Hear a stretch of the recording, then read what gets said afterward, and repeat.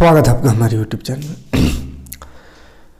तो इस वीडियो में चलिए देखेंगे 9 क्लास का साइंस गुरुत्वाकर्षण का MCQ मल्टीपल चूज क्वेश्चन।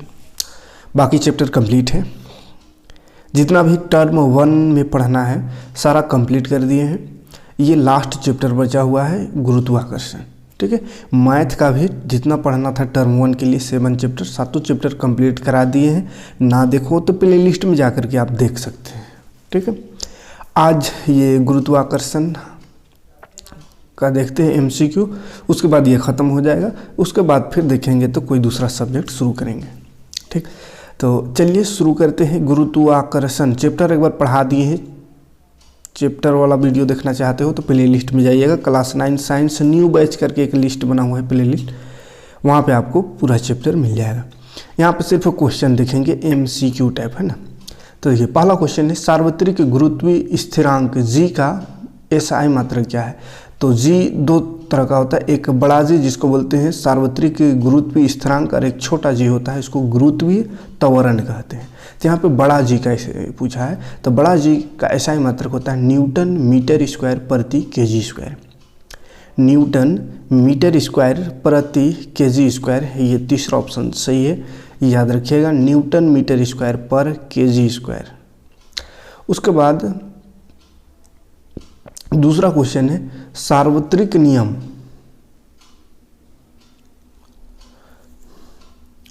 दूसरा क्वेश्चन है, सार्वत्रिक गुरुत्वाकर्षण स्थिरांक G का वैल्यू, G का मान क्या होता है वो पूछा है। तो G का मान याद रखिएगा बाबू 6.67 इंटू 10 का पावर -11 न्यूटन मीटर स्क्वायर प्रति kg स्क्वायर होता है।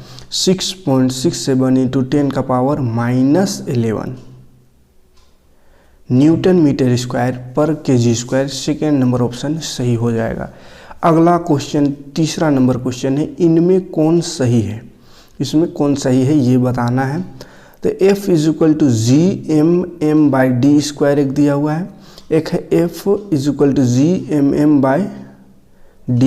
m मतलब मास ऑफ अर्थ एक होगा, और मास छोटा m जो है उसका मतलब मास ऑफ कोई ऑब्जेक्ट यानी वस्तु का मास, ठीक है।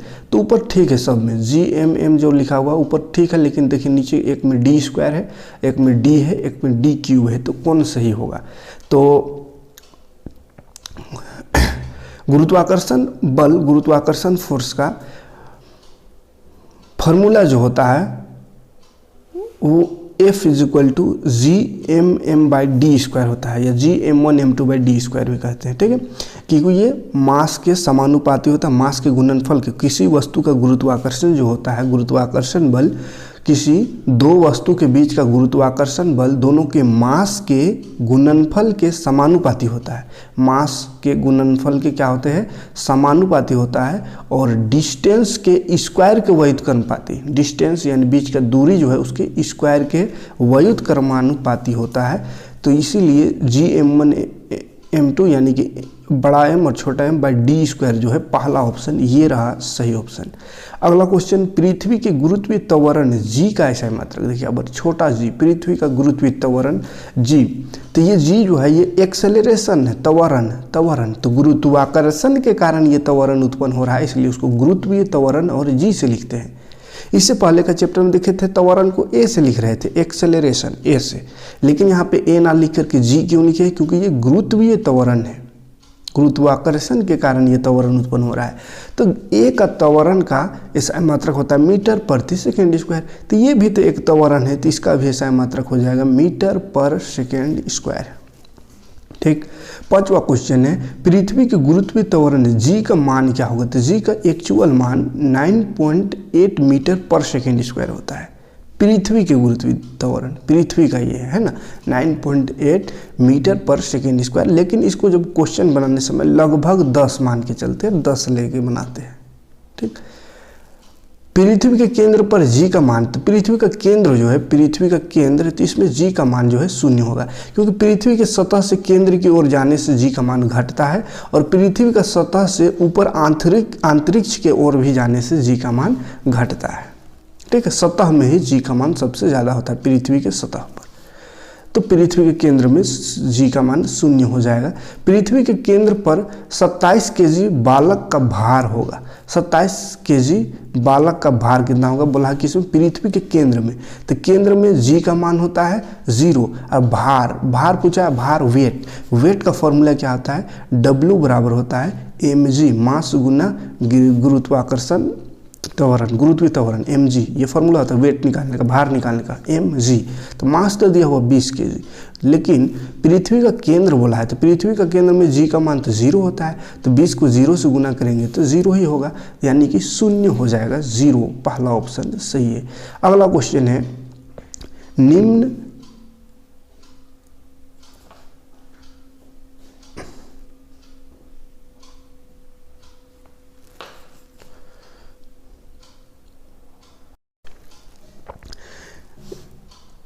में कौन सा कथन सार्वत्रिक गुरुत्वाकर्षण नियतांक जी के संदर्भ में सही है, मतलब बड़ा जी के बारे में कौन सा कथन सही है ये बताना है। मात्रकों की सभी पद्धति जी का मान समान होता है, मात्रकों की सभी पद्धतियों में जी का मान समान होता है, तो ये क्या उठपटांग है। ब्रह्मांड की हर जगह जी का मान समान होता है, ये सही ऑप्शन है। ये जो जी है बड़ा जी, ये ब्रह्मांड में कहीं भी, या सूरज में हो या चांद में हो या कोई भी अन्य ग्रह में हो या पृथ्वी में हो, हर जगह जी का मान जो है एक समान होता है, वही 6.67 × 10⁻⁻11 न्यूटन मीटर स्क्वायर प्रति केजी स्क्वायर, ये हर जगह फिक्स है। लेकिन छोटा जी का जो वैल्यू होता है, गुरुत्व त्वरण का वैल्यू, वो अलग अलग जगह में अलग अलग होता है ना। जैसे पृथ्वी पर 9.8 है, चांद पे इसका 1/6 भाग होता है, यानी कम होता है। या पृथ्वी पर ही देखिए, केंद्र की ओर जाएंगे तो कम होगा, ऊपर जाएंगे तो भी कम होगा। तो जी जो है छोटा जी, गुरुत्व त्वरण जिसको बोलते हैं, इसका मान बदलते रहता है, बदल सकता है इसका मान, लेकिन बड़ा जी का मान नहीं बदलेगा कहीं पे भी, है ना। तो ये ऑप्शन दूसरा हो जाएगा इसका आंसर। 9 नंबर क्वेश्चन देखिए, निम्न में कौन सा कथन गुरुत्वाकर्षण बल के संदर्भ में सही है। गुरुत्वाकर्षण बल के बारे में कौन सा बात सही है उसको बताना है। गुरुत्वाकर्षण बल मध्यवर्ती माध्यम पर निर्भर करता है, मध्यवर्ती माने बीच वाला माध्यम पर, तो गलत बात है। गुरुत्वाकर्षण बल असंरक्षी बल है, ये भी गलत है। गुरुत्वाकर्षण बल क्रिया प्रतिक्रिया युग्म है, ये सही ऑप्शन हो जाएगा। गुरुत्वाकर्षण जो है वो क्रिया प्रतिक्रिया, क्रिया के विपरीत प्रतिक्रिया होता है ना, न्यूटन का नियम, तो उसी पर यह आधारित है। तीसरा ऑप्शन सही होगा। यदि दो वस्तुओं के बीच की दूरी आधी कर दी जाए तो उनके बीच गुरुत्व बल क्या होगा। वस्तु की दूरी को आधी कर देना है तो गुरुत्व बल क्या होगा, तो गुरुत्व बल G(m1m2/d²। तो G(m1m2) ये तो ठीक है, d को आधा करना है तो आधा d² हो जाएगा, तो आधा d², ऊपर वाला तो G(m1m2) ठीक रहेगा, वही रहेगा, आधा का स्क्वायर यानी 1/2 का स्क्वायर 4 हो जाएगा d²। 4 नीचे 1 2 3 भाग में हो गया, यानी 4 को ऊपर ले जाएंगे तो गुना हो जाएगा, 4G(m1m2/d² हो जाएगा। तो 4G(m1m2/d², तो G(m1m2/d²) ये सिंपल फॉर्मूला है, और इसमें 4 आ गया यानी 4 गुना हो गया, तो क्या आंसर हो जाएगा 4 गुना। ऐसे भी समझिए कि इसका डिफिनेशन क्या होता है गुरुत्वाकर्षण बल का, कि दो वस्तु के बीच के दूरी का व्युत्क्रमानुपाती होता है, यानी कि दूरी को बढ़ाएंगे तो क्या होगा, फोर्स ऑफ अट्रैक्शन यानी गुरुत्वाकर्षण बल कम होगा, और दूरी को कम करेंगे तो बल अधिक होगा, गुरुत्वाकर्षण बल अधिक होगा। इसी तरह मास को बढ़ाएंगे तो गुरुत्वाकर्षण बल बढ़ेगा, यानी मास का समानुपाती होता है, लेकिन मास का अनुकर्मपाती होता है, यानी मास बढ़ाएंगे तो फोर्स भी बढ़ेगा, लेकिन दो वस्तु के बीच का दूरी को बढ़ा देंगे तो फोर्स कम हो जाएगा, दूरी कम कर देंगे, सटा देंगे तो फोर्स ज़्यादा लगेगा। ठीक है, तो यहाँ पे कम करने के बाद बोला दूरी को आधा कर देंगे, आधा कर देंगे तो डिस्टेंस के स्क्वायर होता है स्क्वायर, तो आधा का स्क्वायर यानी 2 का स्क्वायर 4 हो जाएगा 1/4, और 4 ऊपर जाएगा गुना, यानी 4 गुना जो है कम हो जाएगा, काहे कि दूरी कम हो रहा है, तो इसलिए 4 गुना जो है फोर्स बढ़ जाएगा। दूरी कम होने से याद रखिएगा फोर्स बढ़ जाएगा, कौन सा, गुरुत्वाकर्षण फोर्स, गुरुत्वाकर्षण बल। और अगर दूरी को बढ़ा देंगे तो गुरुत्वाकर्षण बल कम होगा, है ना, व्युत्क्रमानुपाती होता है, इन्वर्सली प्रोपोर्शनल होता है। इसीलिए यदि दो वस्तुओं के बीच, दो वस्तुओं के द्रव्यमानों का दुगुना कर दिया जाए, अब देखिए बढ़ा दिया, दुगुना कर दिया, तो बीच के गुरुत्वाकर्षण बल क्या होगा, द्रव्यमान को लेकिन दुगुना किया, द्रव्यमान को दुगुना, तो द्रव्यमान ऊपर आता है m1 m2, द्रव्यमान बढ़े, वजन बढ़ेगा तो गुरुत्वाकर्षण भी बढ़ेगा। तो वजन को दुगुना कर दिया तो गुरुत्वाकर्षण भी दुगुना हो जाएगा, यहाँ पे 4 गुना हो जाएगा, क्योंकि दुगुना मास होता है m1 m2। तो क्या बोला, वस्तुओं के द्रव्यमानों को, यानी कि दोनों का दुगुना कर दिया, इसको भी 2m कर दिया, इसको भी दुगुना, तो 2 दूनी 4 गुना बढ़ जाएगा गुरुत्वाकर्षण बल। काहे कि दोनों वस्तु का 2 गुना द्रव्यमान जो है, वजन जो है बढ़ा दिया गया, तो 2 गुना फोर्स भी, 2 दूनी 4 गुना फोर्स बढ़ जाएगा। तो 4 आंसर हो जाएगा। ठीक है, अगला क्वेश्चन है, ग्रह सूर्य के चारों ओर किस बल के कारण चक्कर लगाता है? तो ये गुरुत्वाकर्षण बल के कारण चक्कर लगाता है। पृथ्वी का द्रव्यमान कितना है? 6.0, यानी कि 6 × 10⁻24 kg, ये पृथ्वी का वजन है, द्रव्यमान है। 6 गुना 10 का पावर 24। छोटा जी का मान होता है सबसे ज़्यादा किस में, सबसे कम किस में? तो स्मॉल जी जो है उसका मान सबसे ज़्यादा ध्रुवों पर होता है, ध्रुव, पृथ्वी के ध्रुव पर, है ना। विषुवत का नहीं होता है, प्रत्येक जगह समान नहीं रहता, अलग अलग होता है। पृथ्वी के केंद्र में अधिकतम बोल दिया, पृथ्वी के केंद्र में तो 0 होता है, और ध्रुव में सबसे ज़्यादा होता है। ठीक है, अगला क्वेश्चन है, केपलर का प्रथम नियम क्या कहलाता है? तो केपलर का प्रथम नियम को कक्षाओं का नियम कहते हैं, दूसरा नियम को क्षेत्रफल का नियम कहते हैं, दूसरा नियम भी पूछा है, और तीसरा नियम को आवर्तकाल का नियम कहते हैं। ठीक है, तो ये 3 नियम को याद रखिएगा। पहला नियम को कक्षाओं का नियम, दूसरा नियम को क्षेत्रफल, दूसरा नियम को क्षेत्रफल का नियम, और तीसरा नियम को आवर्तकाल का नियम कहते हैं। अगला क्वेश्चन है, पृथ्वी की सतह पर गुरुत्वीय त्वरण g का मान क्या होता है? तो पृथ्वी की सतह पर g का मान कैसे निकालते हैं? तो g बराबर फॉर्मूला होता है, g बराबर छोटा g स्मॉल g बराबर बड़ा G m/r²। ठीक है, ये फॉर्मूला कैसे आता है? तो देखिए, f बराबर फॉर्मूला होता है बड़ा G mo, ये मास ऑफ अर्थ है, अरे वो छोटा m होता है, बाय d²। तो f इक्वल टू m में होता है फॉर्मूला, m में बराबर g m/d²। तो ये m कट जाएगा, और a त्वरण होता है, तो यहाँ वाला त्वरण को कहाँ से लिखते हैं? g से, तो g बराबर बच गया g m/d²। ठीक है, और पृथ्वी का डिस्टेंस जो है पृथ्वी का, वो त्रिज्या मान लेते हैं, त्रिज्या, इसलिए d की जगह r लिखाएगा। क्योंकि पृथ्वी का केंद्र से सतह का दूरी को, तो ये त्रिज्या, पृथ्वी गोल है तो लगभग गोल है, तो इसको त्रिज्या मानते हैं, तो r, इसलिए नीचे डिस्टेंस के जगह में r हो जाएगा। तो g m/r² होता है ना। चैप्टर पढ़ाए उस समय ये सबको समझाया बढ़िया से, है ना। तो ये पहला ऑप्शन सही हो जाएगा। दूसरा अगला क्वेश्चन है, पृथ्वी की सतह से ऊपर जाने पर गुरुत्वीय त्वरण जो है g का मान क्या होगा? तो पृथ्वी की सतह से ऊपर जाइएगा तो g का मान घटता है, और नीचे जाइएगा केंद्र की ओर तो भी g का मान घटता है। तो नीचे गहराई में जाने पर भी g का मान घटता है, याद रखिएगा। ऊपर भी जाने से, नीचे भी जाने से, सतह पर ही सबसे ज़्यादा होता है। ऊपर जाएंगे तो भी घटेगा, नीचे अंदर घुसेंगे तो भी घटेगा।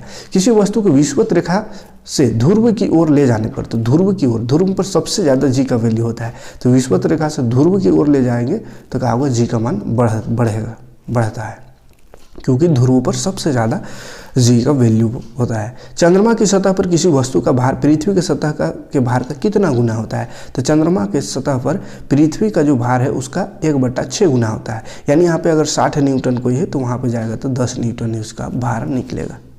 ठीक, अगला क्वेश्चन है, गुरुत्वीय त्वरण का मान क्या होता है? गुरुत्वीय त्वरण का मान सभी स्थान पर बराबर होता है, गलत बात। पृथ्वी की सभी जगह बराबर होता है, ये भी सही, गलत है। पृथ्वी का अक्षांश पर निर्भर करता है, ये सही बात। पृथ्वी के अक्षांश पर ये निर्भर करता है g का मान।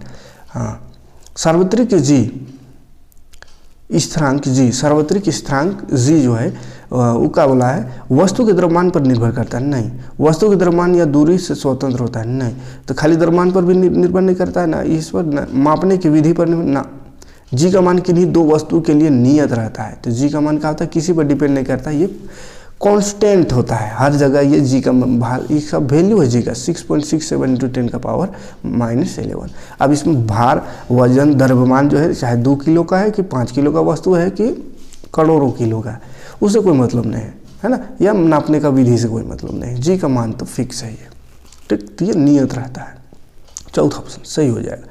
दाब का ऐसा मात्रक क्या होता है? तो दाब का ऐसा मात्रक पास्कल होता है। ठीक, दाब खाली स्थान राशि है, तो दाब एक अदिश राशि है। प्रणोद का मात्रक क्या होगा? प्रणोद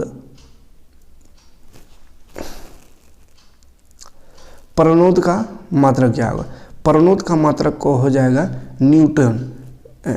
काहे को प्रणोद मतलब होता है लंबवत बल, किसी वस्तु पे लगने वाला लंबवत बल, यानी कोई वस्तु है इसमें एकदम लंबवत सीधैया बल लगा रहे थे, सीधा जा लगा रहे बल या टेढ़ा बल लगा रहे, बले ना लगा रहे तो सीधा बल लगा रहे थे, इसी को परनोद कहते हैं। तो बल ही लगा रहे, तो बल का ऐसा मतलब न्यूटन, तो परनोद का भी ऐसा मतलब न्यूटन होगा। भार का ऐसा मतलब क्या होता है, तो भार का तो न्यूटन ही हुआ, W बराबर mg। वेट का ऐसा मतलब भी न्यूटन होता है। घनत्व का ऐसा मतलब क्या होगा, तो घनत्व का ऐसा मतलब होता है kg मीटर पर मीटर क्यूब, kg मीटर पर मीटर क्यूब। यानी कि घनत्व का फॉर्मूला क्या होता है कि द्रव्यमान क्या है, द्रव्यमान बटा आयतन है ना, द्रव्यमान बटा आयतन। तो द्रव्यमान का केजी हो गया और आयतन का मीटर क्यूब, ठीक। तो द्रव्यमान बटा आयतन पहला ऑप्शन। तीसरा नंबर द्रव्यमान का ऐसा मतलब, तो ये तो केजी है, द्रव्यमान माने मास का ऐसा मतलब केजी। 1 किलोग्राम द्रव्यमान वाली पिंड का भार, 1 किलोग्राम कोई वस्तु है, पिंड माने वस्तु, तो उसका भार क्या होगा। तो भार निकालने के लिए फॉर्मूला क्या है, वेट निकालने का W बराबर mg। तो 1 है, मास 1 दिया हुआ है और g का वैल्यू होता है 9.8। तो 9.8 का 9.8 न्यूटन हो जाएगा। तीसरा ऑप्शन सही। अगला क्वेश्चन है, जब किसी तरल में किसी वस्तु को डुबाने पर तरल द्वारा वस्तु पर ऊपर की ओर लगने वाला बल क्या है। किसी वस्तु को तरल में पानी में डुबाते हैं तो पानी जो है ऊपर उसको बल लगाता है, तो उसको उत्प्लावन बल कहते हैं, उत्प्लावन बल, बायोन्सी। जी का मान प्रायोगिक रूप से कितने ज्ञात किया जाए, तो किसने ज्ञात किया, तो जी का मान जो है प्रैक्टिकली रूप में हेनरी कैवेंडिश ने किया था, है ना, निकाला था। उस वस्तु का द्रव्यमान 10 kg है, एक वस्तु का द्रव्यमान 10 kg है, तो पृथ्वी पर इसका भार कितना होगा। तो 10 kg है तो वही वेट निकाल देंगे, mg, W बराबर mg।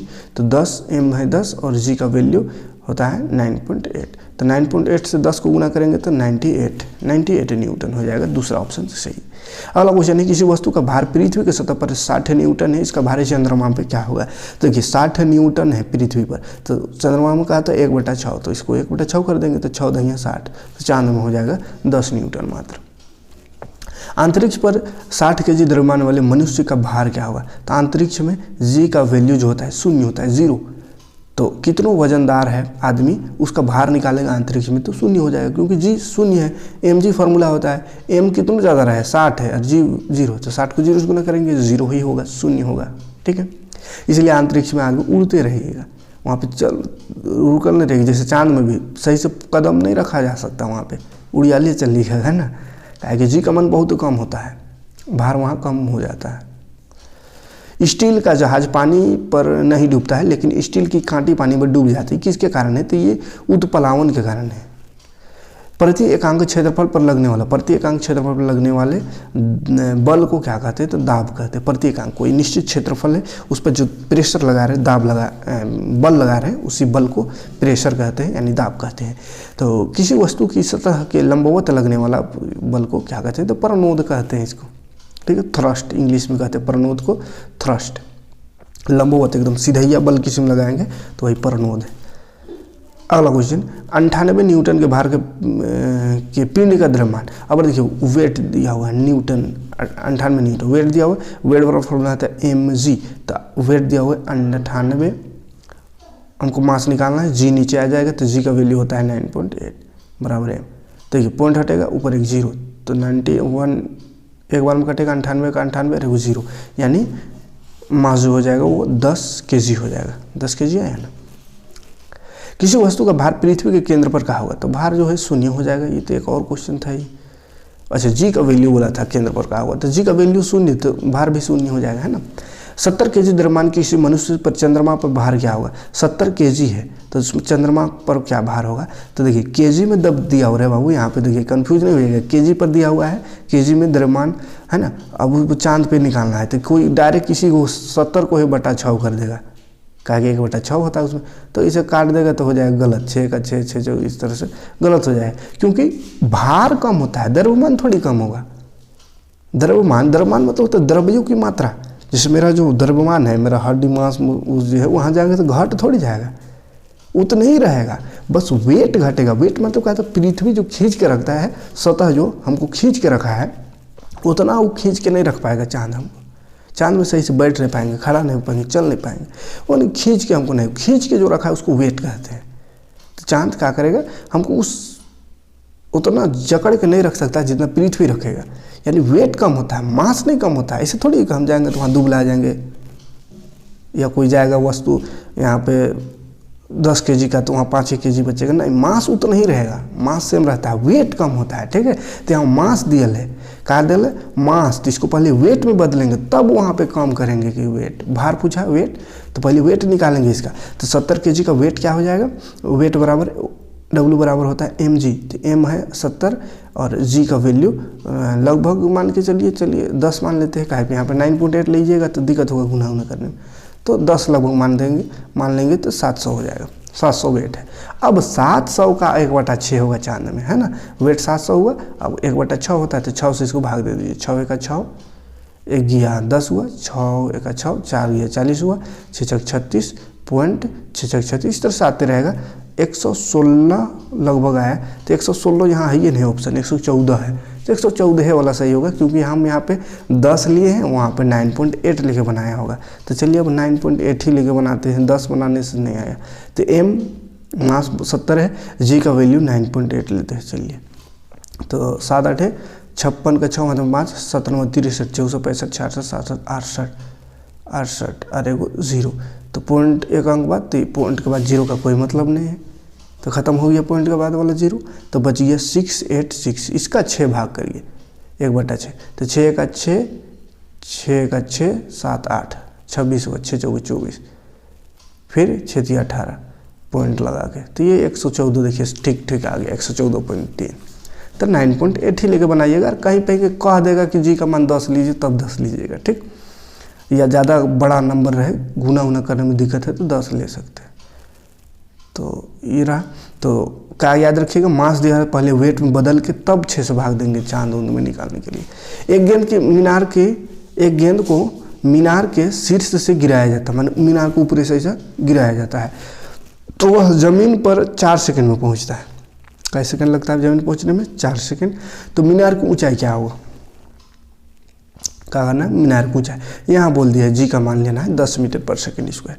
ठीक है, तो देखिए एक फार्मूला पढ़े थे, फार्मूला बताए थे कि याद रखिएगा, जैसे बल तथा गति का नियम, यानी इससे पहले वाला चैप्टर में फार्मूला है, गति दूरी समीकरण बहुत सारा फार्मूला है, उसी फार्मूला को इस गुरुत्वाकर्षण में भी पढ़ना है, बस वहाँ पे बदल गया है, खाली वहाँ पे जो दूरी लिए थे यहाँ पे हाइट हो गया है वो, और एक्सेलरेशन जो ए लिखे थे वो वाला यहाँ पे जी हो गया है, बस यही सब का फ़र्क है, बाकी फार्मूला वही सब है ना। तो ऐसे ही एक फार्मूला होता है h बराबर, हाइट निकालना तो h बराबर होता है हाफ जी टी स्क्वायर।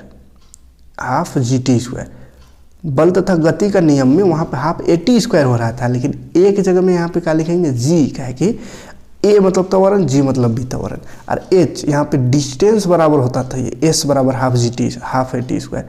तो s यहाँ पे s की जगह में h लिखे, s माने दूरी था, यहाँ भी दूरी है, लेकिन गुरुत्वाकर्षण है तो ऊपर से नीचे की बात हो रहा है, तो ऊपर से नीचे हाइट हो कहते हैं इसको, दूरी ना कह के हाइट कहेंगे तो h लिखाएंगे। ठीक है, तो हाइट बराबर 1/2 जी टी स्क्वायर, तो 1, ये थोड़ा साफ से कर दे रहे हैं, 1/2 जी टी स्क्वायर, ये होता है हाइट बराबर फार्मूला, h बराबर याद रखिएगा। ठीक है, तो 1/2 जी का मान बोला है 10 लेने, और टी स्क्वायर, टी का तो है देखिए 4 सेकेंड, तो 4 सेकेंड 4 × 4 2 बार लिख देते हैं, काहे की स्क्वायर है, अब काट दीजिए, 2 दूनी 4, और ये हो गया 4 दूनी 8 और 10, 8 दही 80, तो 80 मीटर ऊंचाई हो जाएगा, ऑप्शन नंबर 3 सही है।